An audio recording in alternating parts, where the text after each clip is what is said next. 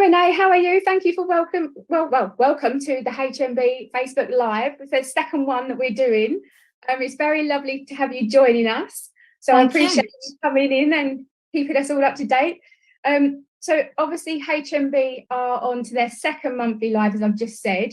We've started to do these as a new thing for our premium members to come on board, discuss any packages or promos that they're offering.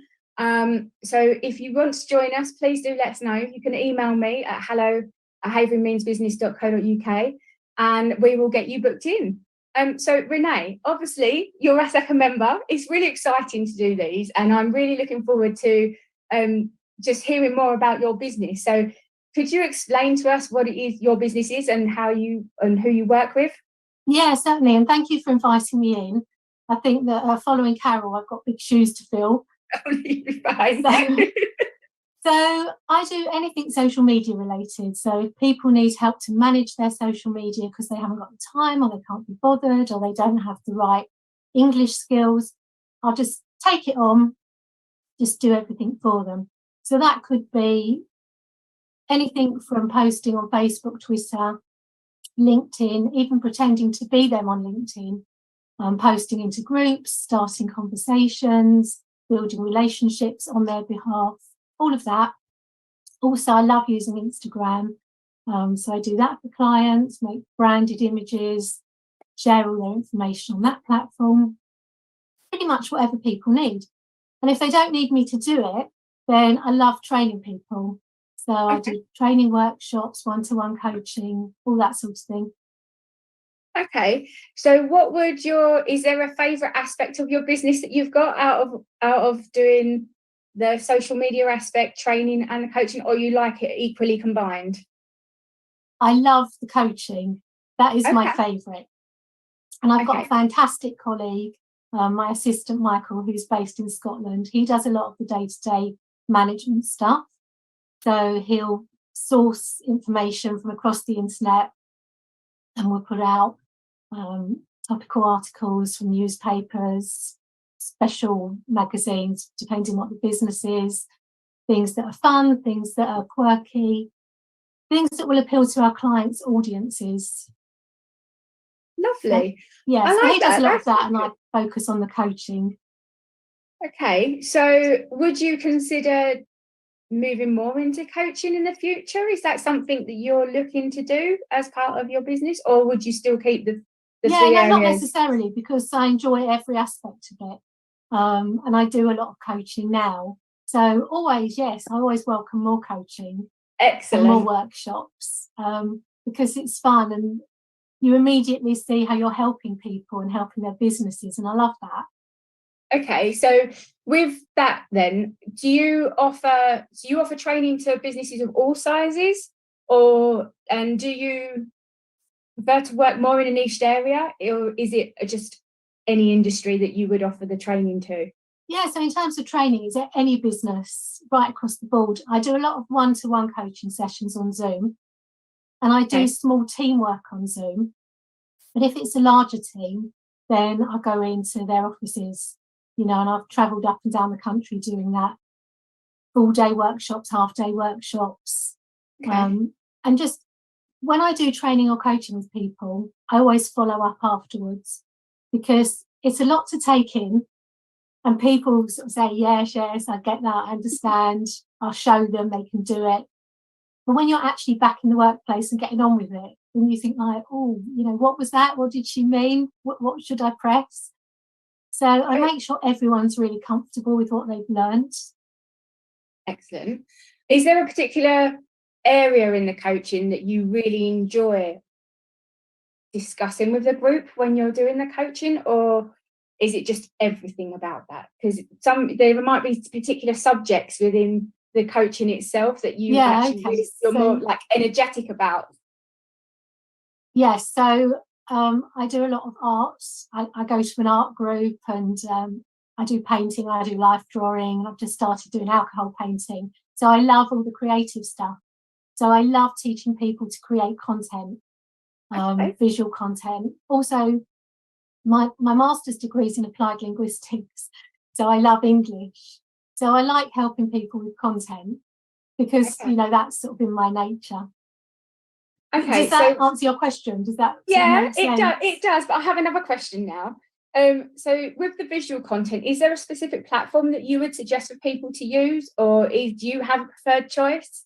Yes, that's a very good question, Stacey. So thank you. I love Canva. Oh, me too.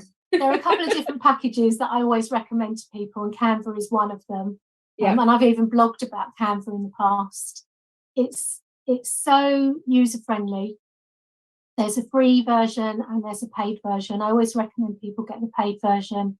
It's only about £10 a month or something. It's peanuts, but it saves so much time, and you get a full library of images that you can use, photos, all singing, all dancing, and it's very simple to put together a good image particularly for Instagram.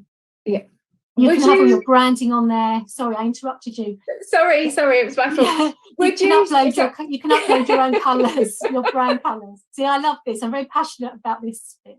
I must admit, I use Canva for my own business, so I know how good it is, and I have the pro version because obviously you are very restricted with the free version. So I'm with you with how you can upload your branding, and it's got so many choices in there. However, sometimes I think when you're doing it and they don't replenish some of the stock images, is there another stock image area or package that you would utilize to add into the Canva, or do you just specifically only use what's recommended in Canva? Well, I mostly just use things that are in Canva because they do upload fresh images regularly. I used to use a whole different ream of packages. One of my clients prefers Shutterstock. Yeah. So they have a paid account with that. So for that client, we always draw the images from there. But for my own and for most of my clients, I can 99% of the time, I'd say I can find something that's really lovely on Canva. Excellent. Oh, I'm so happy because it's one of the biggest tools I use every day. Yeah. Really. So, one thing I will say though is that if you're looking for images on there, you have to try different search terms, because sometimes what you want won't necessarily come up with the wording you think you would have. That's right. Yeah, I've found that myself a couple of times when I've had to adapt the wording to try and get what I want. So yeah.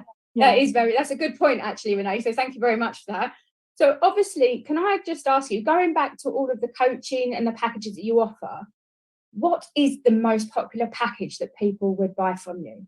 So in terms of management packages, I have 4 different levels, and the one that is most popular is £450 a month, and it gives a spread across 4 platforms. So it's Instagram, Twitter, LinkedIn and Facebook, and it gives people, it raises their brand awareness. It gives them regular visibility and helps them to really make an impact in quite a short time. So that is the most popular one. But I do always tweak things. So if a client comes to me and says, that's my budget, but we don't want Twitter, but can we have this instead? I'm very flexible. That's the beauty of being a small business. You can be flexible. Yeah, that's kind of what I like. I like to tailor areas and items. Yes. So obviously you offer exactly the same. So that's brilliant. Exactly. That's absolutely brilliant. I love the fact that for obviously as a small business, you're able to offer that functionality to companies, because it does make such a huge difference, doesn't it? Yes. All the time. So obviously, you do a lot of training. Do you go and tender for work as well with obviously local authorities if you're going in to train? Yes, yeah, I do. And in fact, in 2021, I secured a really lovely contract with the government to help MPs use social media more effectively. And it was for a year. And then when it ended in 2022, I could never get hold of the woman that, my contact in the government. And I checked on LinkedIn to see if she'd left or moved. She never replied to anything. And then on Thursday, she contacted me completely out of the blue. Wow. And she said, you did some lovely work for us before. Can I give your details to a few councils who need social media support? And it's fantastic. Yes, please do. Oh, that's brilliant. And how funny how you were trying to reach out to her and all of a sudden she's just popped up. So I know. And you and I had the discussion, And I thought, oh, well, it's like the law of attraction. You know, It we've is. spoken about it and it's come back.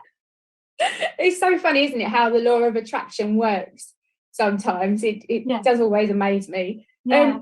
So obviously using the social media platforms, can you tell us about your experience with using them and which ones? Obviously, I know you said that Instagram is picked out as one of probably your favorites.